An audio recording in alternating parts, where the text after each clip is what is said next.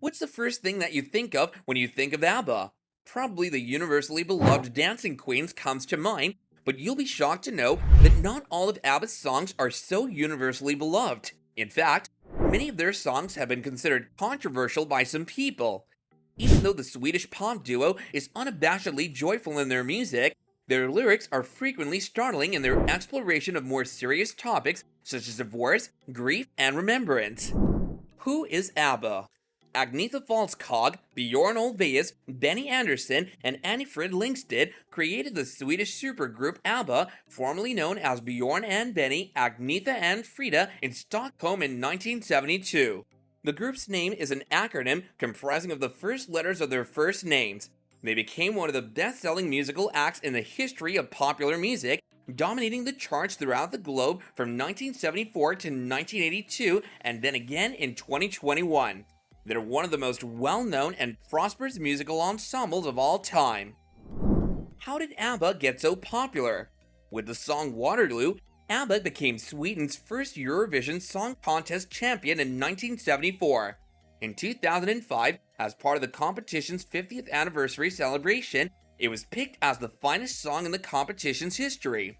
Falskog and Ulvaeus and Lyngsted and Andersson were two married couples that made up the band throughout its most productive years. Their personal lives worsened as their fame grew, which ultimately led to the dissolution of both marriages. The group's music reflected the changes in their relationships, with later songs containing lyrics that were darker and more contemplative following ABBA's breakup in December 1982.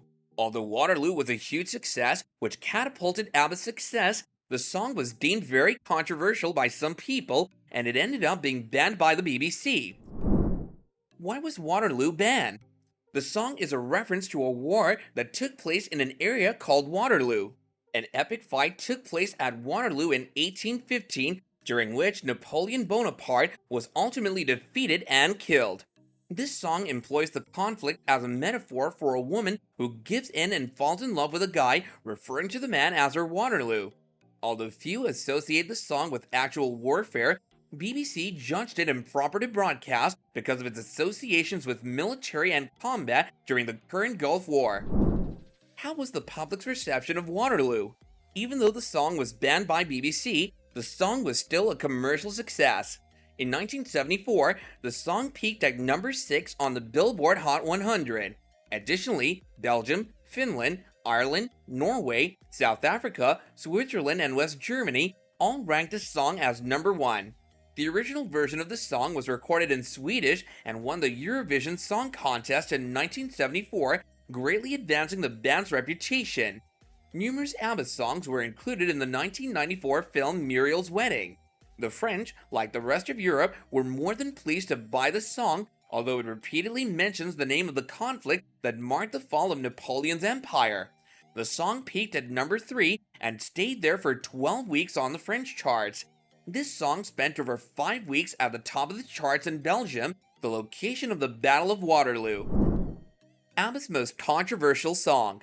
Even though Waterloo was banned, it wasn't the most controversial ABBA song out there. That title belongs to their other song called The Visitors.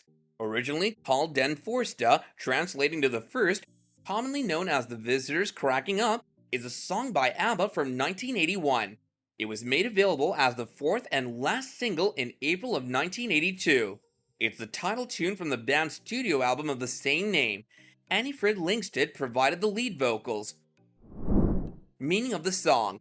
As ABBA appear to include political themes into their lyrics in the closing days of the group, the official declared topic is a protest against the maltreatment of political dissidents in the Soviet Union at the time.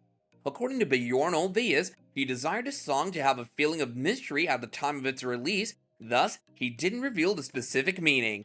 It's possible that the band's decision to allow When All Is Said and Done to be featured in the United States Information Agency television special Let Poland Be Poland, which aired on January 31st, 1982, and featured a spoken message from Ulvaeus and Benny Andersson, which led to the Soviet Union's 1982 ban on the album The Visitors. The concert was a public protest against Poland's recent declaration of martial law at the time, and other notable performers included Frank Sinatra, Paul McCartney, Orson Welles, Henry Fonda, UK Prime Minister Margaret Thatcher, and US President Ronald Reagan.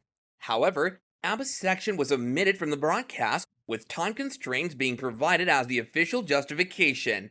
However, it is possible that the section was left out since Sylvain and Anderson included Poland, Chile, and El Salvador, dictatorships sponsored by the United States, as examples of nations where the people's human rights are frequently abused.